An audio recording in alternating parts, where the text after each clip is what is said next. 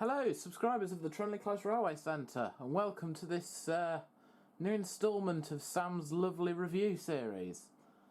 Well, sort of. So, if you don't know me, I'm Will. I'll insert a picture just there, so you can see who I am. I'm also a member of the Trunley Close Railway Centre, among others. Great bunch of guys. But yeah, so today, as you can see, this is a 7mm Class 25-3 in BR Blue, produced by Heljan, and this is my first O-gauge loco, probably the first of many. But yeah, Sam's already done a review of his, but there was a few things that he didn't cover that I thought I probably should. Because, you know, people need to know these things. So, let's get into this. Right, guys, so now we've switched camera views, we'll crack on with talking about the loco. So, this is the early BR Blue livery. So, if you were looking at one in preservation, this would be D7535. This is very early 70s sort of condition, and I've already made a slight modification to this, as you can see. So on the front here, I have fitted the three-piece snowplow, just because I was curious as to what it would look like, because I am personally, I love the Scottish region, and the 26s, the 24s, and some of the 25s that went down there ended up with being fitted with snowplows, and I just feel as if it's an iconic look for a BR diesel loco, especially in BR Blue livery. So I've fitted those. Everything on the front at the minute is as it came. I'm now going to address the elephant in the room and talk about the headco box, but more in particular, what's inside it. First off, I don't like them. The font is very questionable, and the sizing of the letters even more so. For me, this is probably the only downer to this lovely model. I will be replacing these very soon, actually. Because I just can't leave them like that, if I'm honest. I'm one of these guys that notices these things, and you know, I just can't leave it like that. But moving away from that, underneath, as you can see, we've got the main handrail that goes across the front there. That's modelled very, very nicely. It's got a bit of a shadow at the minute because of how the lighting is in the room. But yeah, then underneath, to the left and the right of that, we've got the warning stickers, and then you've got the multiple working Blue Star jumper codes, the Blue Stars, and you've got some lovely rivet detailing on the front as well, especially along the sole bar here. That's really nicely picked out. And you've got your lamp irons, which I believe from the specification are brass, or etched, whichever term you'd like to use. And then just to the left and the right of the middle lamp iron, you've got the headboard holders. So if this was running a charter, or if it was running anything with a headboard, that's where you would secure them. Right. So now we're going to move on to the cab side details. Excuse all the fingerprints on this, because when I first got this out of the box, my hands got very sweaty because of how nervous I was about handling it. But from the experience with it so far, it's very strong. It's a very well made model. So on the side, we've got the data panel, the BR double arrows picked out very nicely with transfers. The bogie detailing on this is second to none. If we just take a look at this, look, if we just adjust the tripod here, zoom in on it, the bogie detailing is absolutely fabulous. I can't really fault it, to be honest. The brake cylinders, which are located along the top here, are picked out as separate parts. So are the brake shoes, and so are the fuel filler caps, which are further along the loco. And I don't know if you can see it, but if I just get the screwdriver here, it also has the emergency fire access points, which basically, on the real loco, you smash a glass, pull the handle, and that cuts the fuel supply to the loco in an emergency. Also, we have the SKF bearing caps picked out nicely. On this livery, they are yellow, along with the white air piping that goes across the top of the bogie. Also picked out separately, inside is the primary suspension. This is this is the secondary suspension.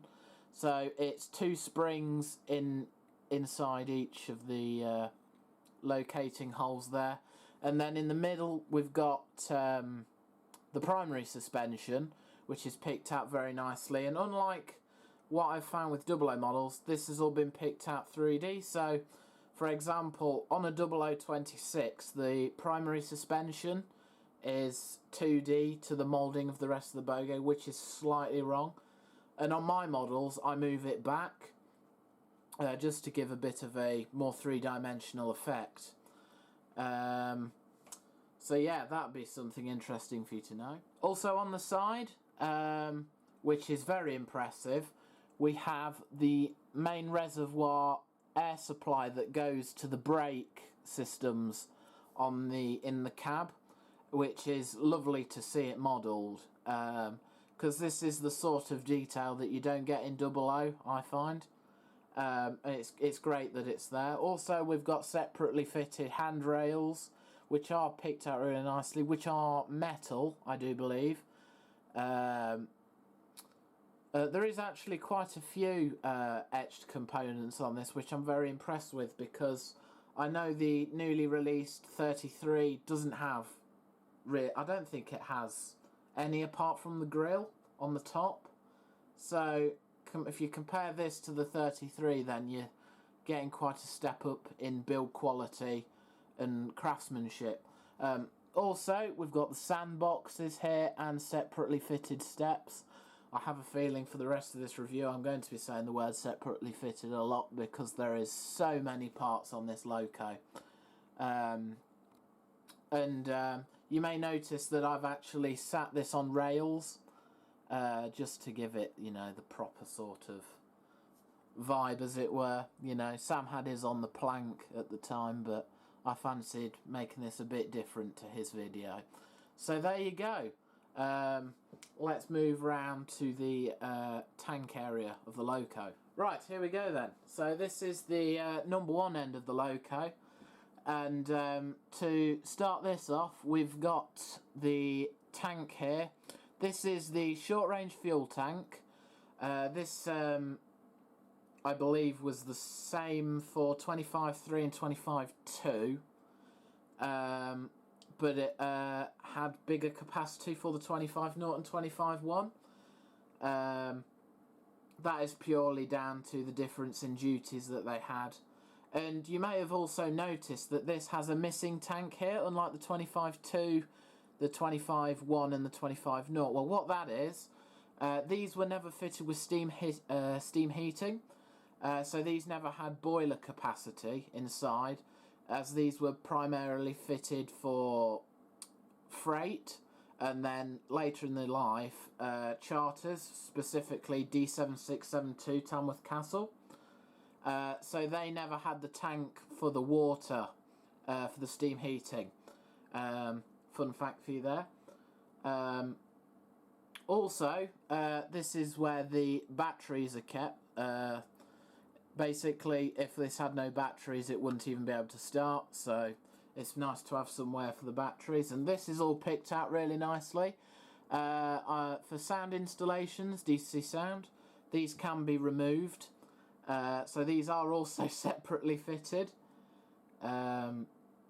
to take off and install speaker there. And then I'm going to zoom in on this, but you can see that these also have separately fitted handrails on the side. There's one there, there's one there, and a small filler cap which is also separately fitted. And just above it you can see the I don't actually, this is one area of the loco I'm not sure on, but I'm sure it's just the feeds for the fuel tank for air, so for like Spyrex valves. But this piping here, separately fitted, you might have guessed. And here is another filler cap there, and just tucked away there inside, on the end of the screwdriver there, is the dial, so that will show you if your tank is full or empty. On a good day it will be full, but you know, these things have to get refilled from time to time, especially when they're being regularly used. So if we zoom out and turn this round slightly. So this is the number one end. This has a etched radiator grill here. I don't know if you can hear that, but that's metal on metal. So you've got the etched radiator grill. Then you've got the other bogie here. Detail wise, the only thing different is that you've got an odometer on this bearing here, and basically that counts the amount of miles travelled on the loco. So if you travel 1 mile fresh out the shop, that will just show 1 mile on it. It's nice to see that added. You know, it's these little things that you don't really get on 00, say. And it's really brought this model to life, in my opinion. You know, the amount of details I've spotted on this, it's quite fascinating, really. So if let's change the camera angle, and we'll have a look at the front end. Right, so we're now at the number one end. This is the main end, because this is where the cooling fan is.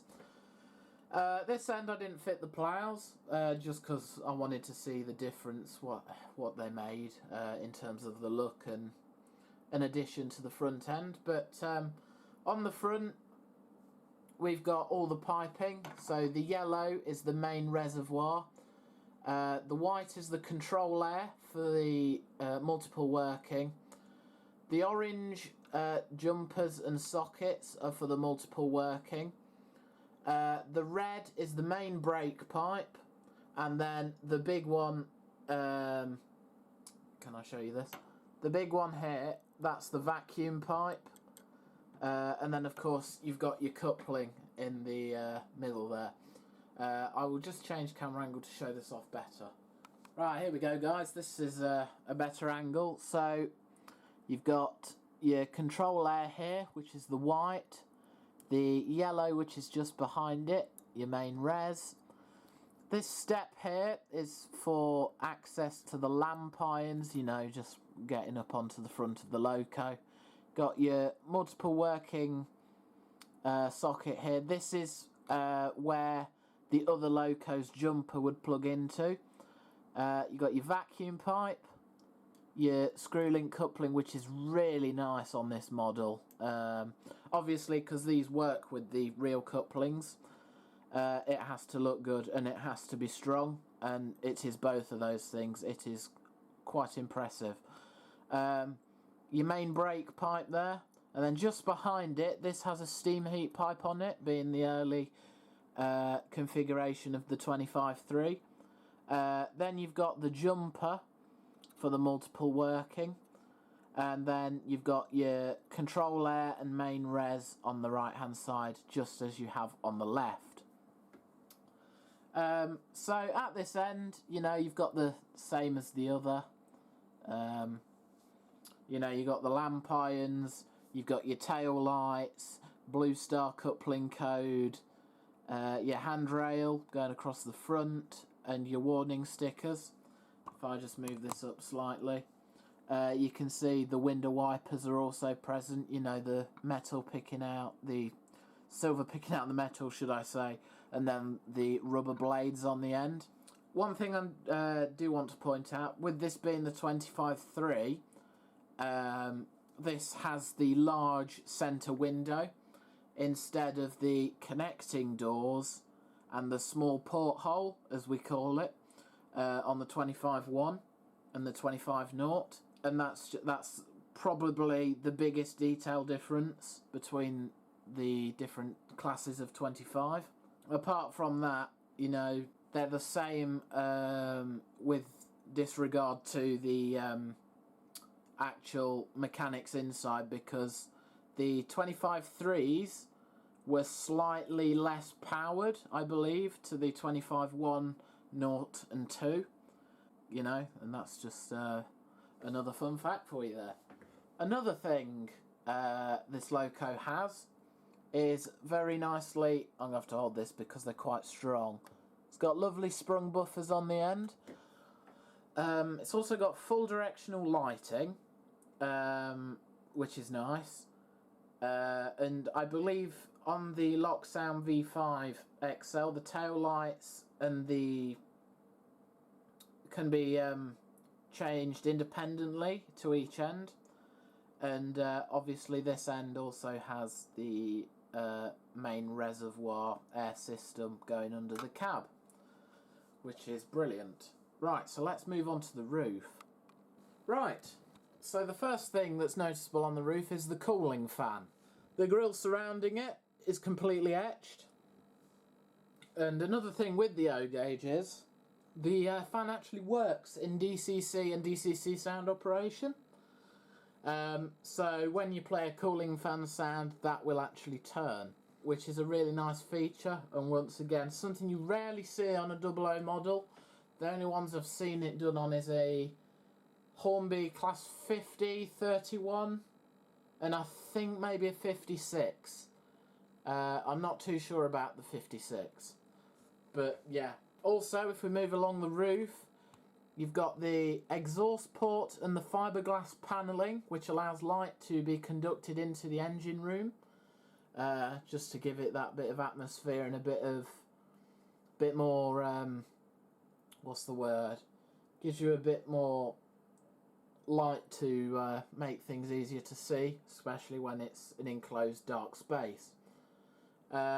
You've also got the panelling on the other end of the roof where the steam heat would have been, and this was a previous location as to where the exhaust was on the original batch of 25-3s, because they were done in batches, and the updated ones had the difference in exhaust location.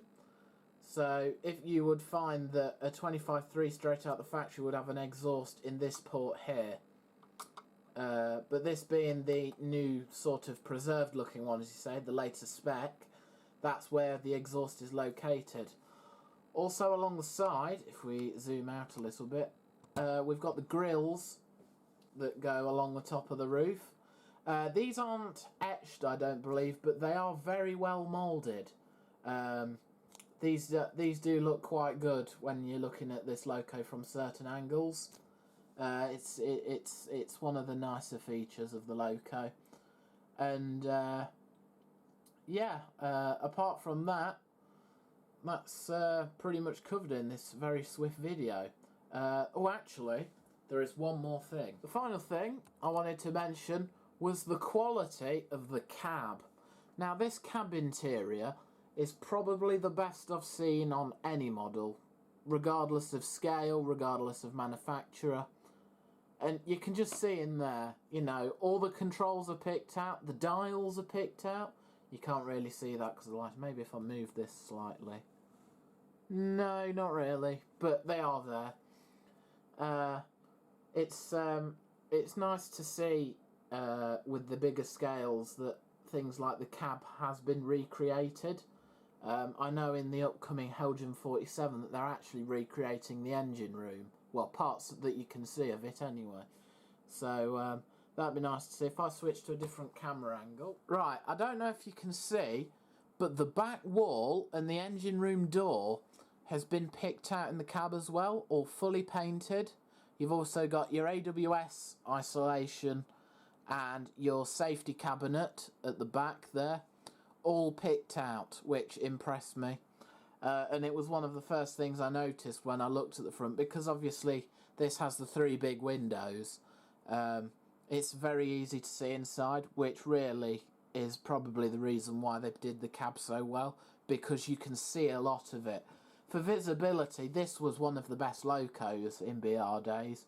On the contrary, then you had the Class 20, which is at the other end of the scale, looking down the bonnet. But yeah, this is really, really nicely picked out. Right, guys, as rushed as this review has been, I hope you've enjoyed it. I just thought I'd do one to please Sam, if anything else, but I've actually enjoyed making this, so if you want to see something else, I've got a Hornby Class 50 and a Batman 24 1 in 00 scale that I could review if you would wish. But apart from that, that's all from me. Don't forget to give this a like if you enjoyed it. Comment your thoughts on the loco or what you want to see next. And most of all, subscribe to the channel, because it doesn't get told enough, but Sam puts a lot of effort into his videos, and he deserves a bit of praise every now and then. You know, he's a very talented guy with his editing tools, so make sure you give this a thumbs up and give Sam the what's the word? Give Sam the let's say the reward he deserves, really, because he's put a lot of work into this channel, and I just wanted that to be realised as well. He's been making videos for a good few years now, and yeah, that's all I really wanted to say, all I wanted to cover. So, hope you've enjoyed the video. See you guys soon.